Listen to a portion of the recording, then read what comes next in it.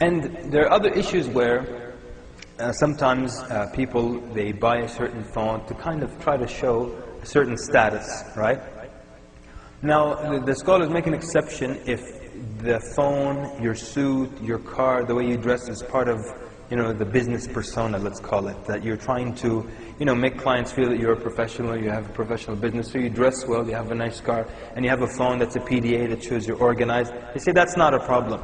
But sometimes people just try to show off and try to make some kind of a statement using other objects or objects that they own. So you'll find someone who has an iPhone, which is supposedly the coolest phone, right? Yeah? So then the guy has an iPhone, but he just wants to put it out of his pocket, put it on the table, for no reason, just to show people, I've got the iPhone, And usually this happens when someone is kind of weak, like the people you see in the streets now who play very, very loud music, right? These people, they don't have hearing problems. They're actually doing it for you. They're making it really loud because they want to get attention. They want people to look at them as they pass by, or so that people can pay attention to their vehicle.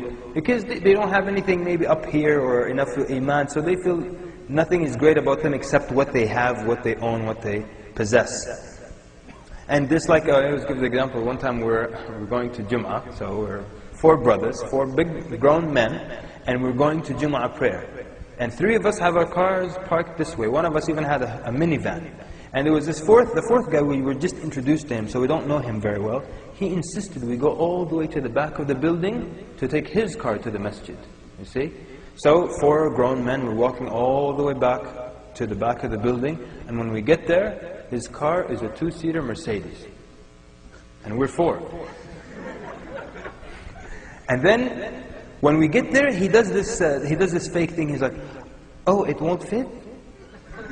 What do you think? It's a 2-seater, and we're 4. What do you think?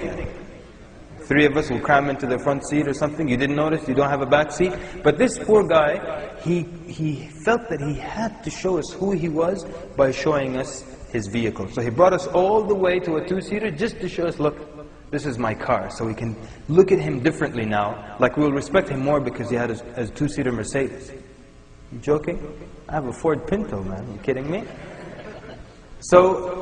And when phones first came out, those people who had cell phones when they first came out, especially in the Muslim lands, these were the coolest people on earth. And even though the phones were big and ugly, these people, there were some people who were sick. They would just, every time they saw a human being, they pretended they were on the phone, closing a serious business deal. Yeah, okay, so I'll wire the 30,000 tomorrow, inshallah. Every time a human being passed by, they did this. Some people were sick like that, but the phone told people who they were. They didn't have anything else to show for themselves. It had to be their phone. So that's some of the things that people do.